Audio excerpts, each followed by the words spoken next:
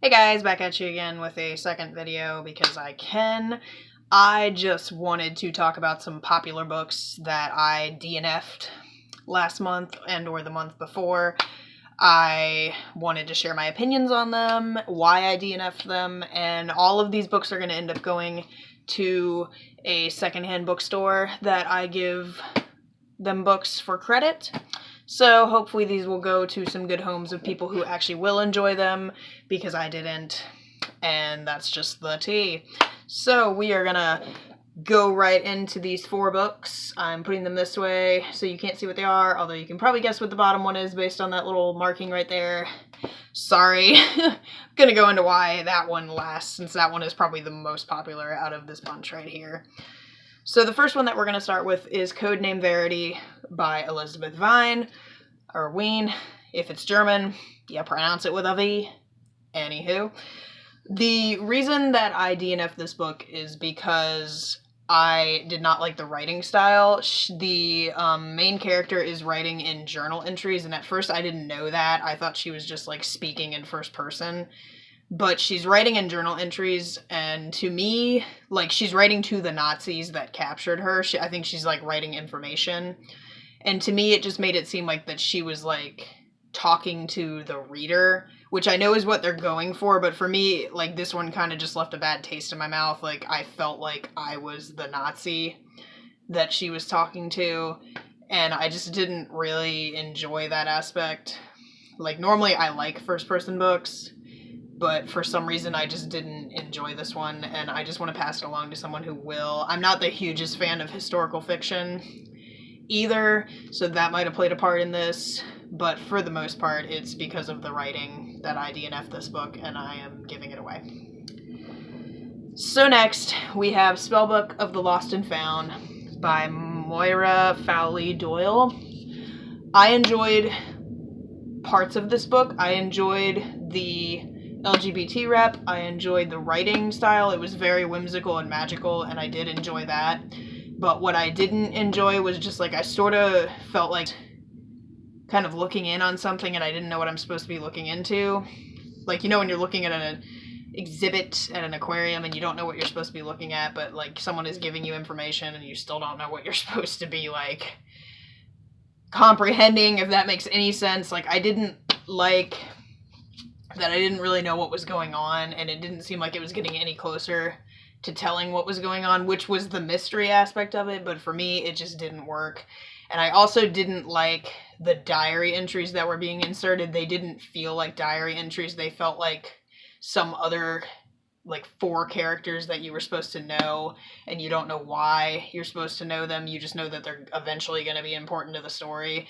But it wasn't like a diary entry. It was like she was talking in a scene, and I didn't know if that scene was set in the same time period as the other scenes. It seemed like it was set before, but I don't know, because, like, that wasn't clear, and that was bothering me. So that's probably the number one reason why I DNF'd this. And it wasn't a bad book from what I read. I just don't really feel the need to continue because I was just so confused. Maybe I'm missing something that everybody else isn't, but for now, I'm just going to give this to the bookstore and see if someone will pick it up and love it. So hopefully they will. And I don't know if this one can necessarily be considered popular, but I just really wanted to rant about it, so that's why it's in here. And that is Reboot by Amy Tintera. I made it a few chapters into this book, and this is probably like the worst book that I've ever read. And I'm not exaggerating when I say that. It's supposed to be a YA dystopian where the main characters in it, they have become what they're called as reboots, and they died and came back to life, and they let me try English. I just came from work. And they supposedly have, like, powers that make them stronger and faster and, like, pretty much invincible. And just, like, the writing was just so elementary for a YA. Like, I know YA can range from, like, 13 to 18, but this read like it was for an elementary schooler. Like, there was no detail, no whatever. It was just, like, the character was going from one thought to another, and with no reason to. Like, it wasn't meaty. Like, it needed more, like, description. It needed more, I don't know. And, like, the love interest, oh my god. Like, this is, like, so bad. Like, he is just this typical dorky love interest that is, like, dumb as shit. I hate to say it like that, but he is. And just, like, I don't know why he's even in this book, because he doesn't serve a purpose. And, like, he's just not, like, I know you can have a dorky YA protagonist and it can be cute and funny, but this book, like, I don't even know how this book got published. I hate to be that mean, but I don't know how it got published. It really should have gone through, like, 3 or 4 more reboots, before it became a book, because this is just, like, I don't know. I don't know how else to describe it. It just should not be a book. I should not have paid $9 for this. I should have gone to the thrift store and found it if I truly wanted it, but I saw it and I was like, hey, let me take a chance. It has pretty decent reviews. No, all those reviews are lies. It's terrible. Don't read it. Sorry, Amy Tintera, but maybe you've gotten better. Maybe this was like your first book. I have no idea, but it's terrible, and that's just the tea right there. And I hope that Amy Tintera has gotten better. I will definitely try other books by her and see if I like it. Maybe it's just an issue with me and this author. Maybe I just don't like this author's writing style. I have no idea. But, yeah. And finally, we have the ultimate tea. The book that everybody is going to hate me for, because I didn't like it, and that is Children of Blood and Bone by Tomi Adeyemi. And let me explain. So, I started this book, and I liked the world. The world was great. The magic was interesting. I mean, it felt magical, and it felt like it was going to just end up being this great epic story, and for the first few chapters it was pretty good. You know, you meet a few of the main characters, they're all going to go on this quest, but, like, I didn't really feel any attachment to any of the characters. Like, I didn't care what happened to any of them at the end of the day. And I don't know why, because I do know why. They had the potential to be such great characters, but I feel like they weren't fleshed out enough, and they weren't, like, they only had, like, their personality traits, like, were them. Like, there was only, like, 2 personality traits that each character had, and that was who they were. Like, there was nothing deeper, nothing else about them that was interesting. And, like, the magic system was cool. I did like that. And I did like the creatures that were in this book, but it's like, how did those creatures come to be? Was there some genetic mutation? Did creatures just start inbreeding and that was possible?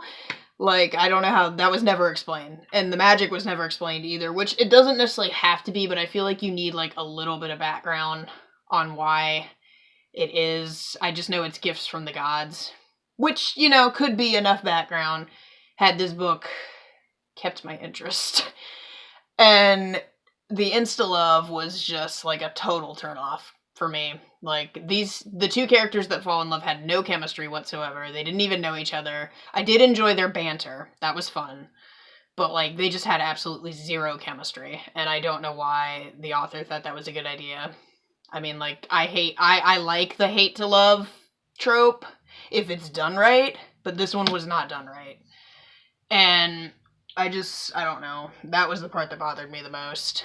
Along with the fact that, like, the brother in this book, not the brother of the main character who's repressed, but the brother of the royal character, like, I don't know what his purpose was, but he was just, I feel like he was just kind of thrown into this book for no reason. Like, he just was supposed to be the outsider because he has powers and he's not supposed to.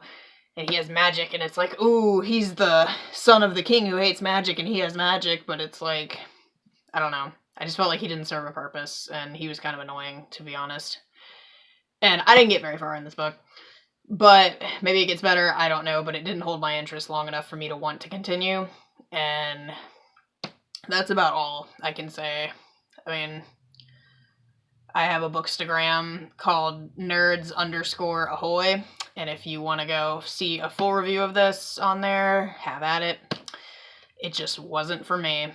And I'm really sad because I really wanted to get into it and I paid full price for this book. And don't get me wrong, I love supporting authors, and this is her first book and it shows, but maybe she'll get better, and I'm definitely willing to try and read other things by her as she continues her process and all that. So yeah, just wasn't for me, and I hate to say it. But those are the popular books that I DNF'd, and they are going to the secondhand store. So yeah.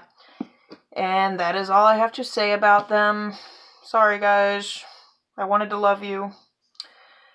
In the meantime, stay nerdy, stay awesome, and I'll see y'all later. Bye.